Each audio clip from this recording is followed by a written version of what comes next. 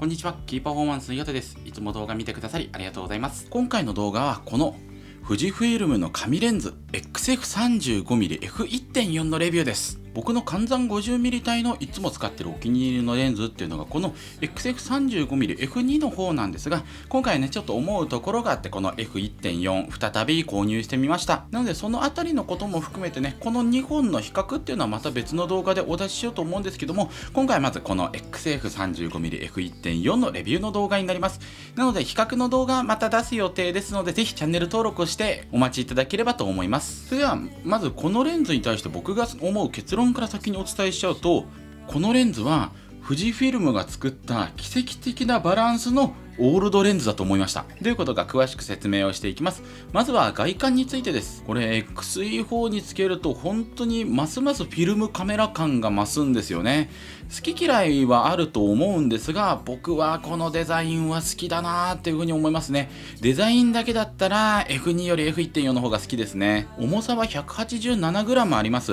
F2 の方との差はだいたい 20g ぐらいなんですが、重さの差よりこの大きさの差の方が強く感じましたね。F1.4 の方が一回り大きいので、やっぱりこれは持ち出す時にちょっと引っかかるところになるかなというのは感じます。それでは写りについてです。まずこのレンズすごく立体感のあるレンズなんですよね。この写真もう今年の桜が早咲きで咲き始めてるんですが、この桜の写真なんかは真ん中にピント合わせてるんですが、ピント合ってるところはすっごいシャープですよね。それでいて F1.4 の明るさがあるから周りは結構ボケるんですよね。なのでそのピント面はシャープだけどしっかりボケるっていうことのその対比の立体感っていうのが生まれるレンズです。この写真なんかだとより立体感感じますよね。ピントは胸のところの鼻に合ってるんですが、そこからすでに肩の位置ぐらいからもうボケ始めてるんですよね。だからすごい立体感だなというふうに思うんですよ。この立体感は僕は好きですね。そして立体感があるのと同じくらい特徴的なのが、光のグラデーションを捕まえるのがすごく上手なレンズなんですよね。この写真なんかだと暗いところから明るいところにかけてのトーンの変化の絶妙な感じと、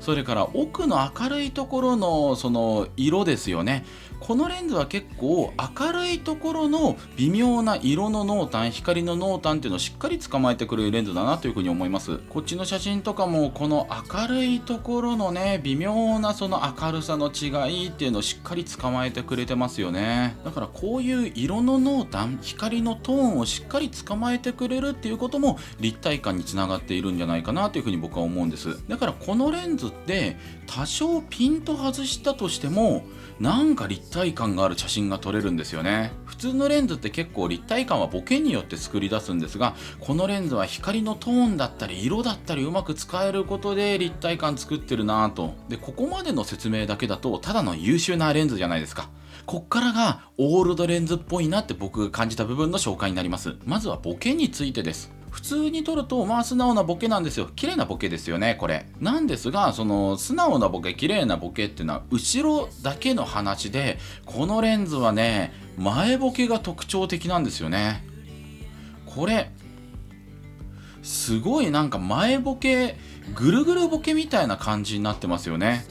後ろと全然違うじゃんと思うんですよ。だからこれが結構ここは本当に好き嫌い分かれるところだなと思って、僕はこれ結構味があって好きだなと思うんですが、人によってはなんだこのレンズって思う方もいらっしゃるらしいです。でちなみにこの前ボケは僕は結構アクセントになると思って、こういう風に前ボケ入れることでちょっと印象的な写真に仕上がったりなんかするんじゃないかなという風に思います。そして次は逆光体制なんですが、逆光体制めちゃめちゃ弱いです。もうフレアもゴーストも盛大に出まくりですよね。本当にこういうところはオールドレンズっぽいなというふうに思うんですよね。でこれがこのフレアとかゴーストがこの写真だとね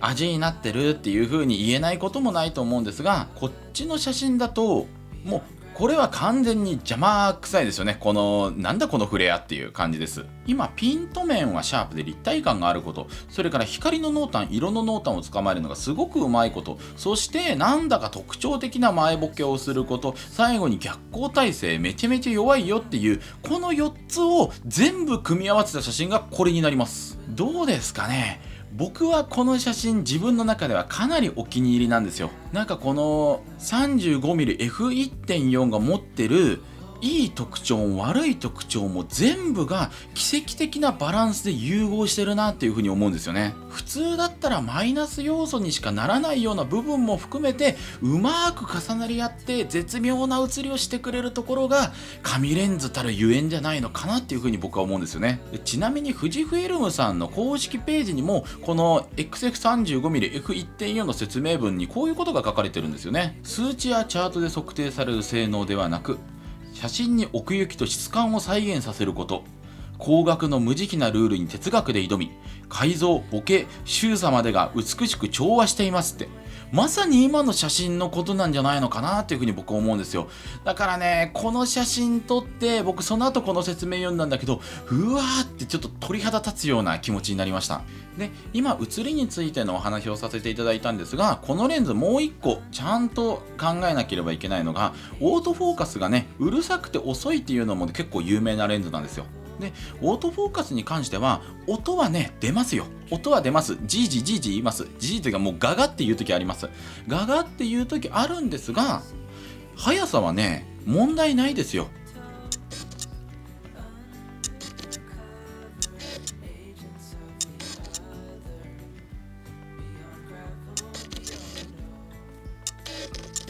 っていうのもこれはこのレンズっていうよりは富士フイルムの第4世代のセンサーが優秀すぎるんですよね。第4世代になってから正直 F2 の方と F1.4 の方で体感で差を感じたことって僕ないですね。ので AF の速さに関しては問題ないなと。あとはこの音を我慢できるかどうかですよね。そして動画の時の AF 音と AF の駆動についてもちょっと見ていただきたいんですよね。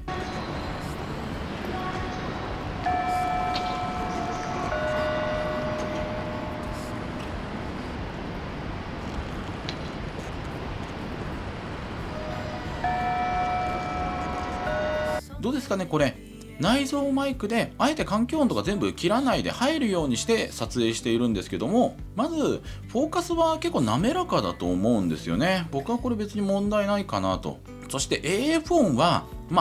入ってますよね。入ってるけども環境音に紛れないことはないかなと。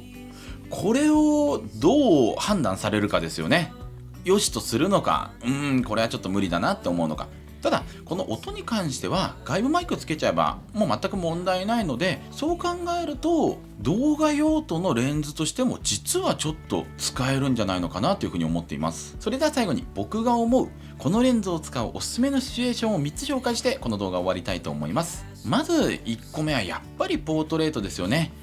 F1.4 の明るさがあって、しかもピント面がくっきりと改造するので被写体をはっきりと、そして背景はふんわり映してくれるんですよね。かなりポートレート向きのレンズだと思います。ちなみに2枚目はポートレートとは言えないんですが、その被写体のくっきり具合と背景のふんわり具合は伝わるんじゃないかと思っています。そして2つ目が朝の時間のスナップがね、これいいんですよ。とにかくこのレンズは光の濃淡を捕まえるのがすっごくうまいレンズなので、特に朝のいい光、そのただでさえいい光をさらに気持ちよく繊細に映してくれるので、このレンズで朝撮影してきたんですけど、すっごい気持ちよかったですね。そして3つ目は実は動画なんですよね。結構このレンズはもう動画向きじゃないっていう風に言われてはいるんですが、動画ってその写真みたくあんまりコントラストをバキバキにすると逆に見てて疲れちゃう動画になっちゃうんですよね。だからフィルムシミュレーションエテルナとかもちょっと色が薄いじゃないですか。のでそういうちょっとコントラストを下げたような写りをさせるときに、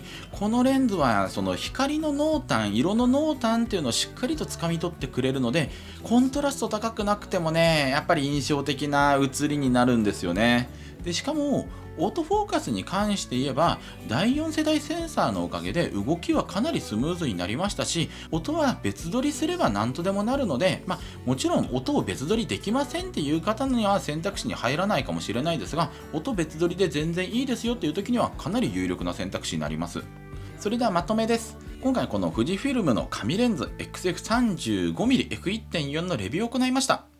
冒頭にもお伝えした通り、このレンズは富士フィルムが作った奇跡的なバランスのオールドレンズだなっていうふうに思うんですよ。本当にまさに紙レンズの名にふさわしいいいレンズだなというふうに思いました。今後僕のめちゃめちゃお気に入りのこの F2 の方のレンズとどういう風な違いがあるのかっていう比較の動画を上げる予定ですので、ぜひチャンネル登録していただいてその動画を見ていただけるととても嬉しいです。それでは今日も動画を見ていただきましてありがとうございました。また次回も動画でお会いしましょう。キーパフォーマンス井畑でした。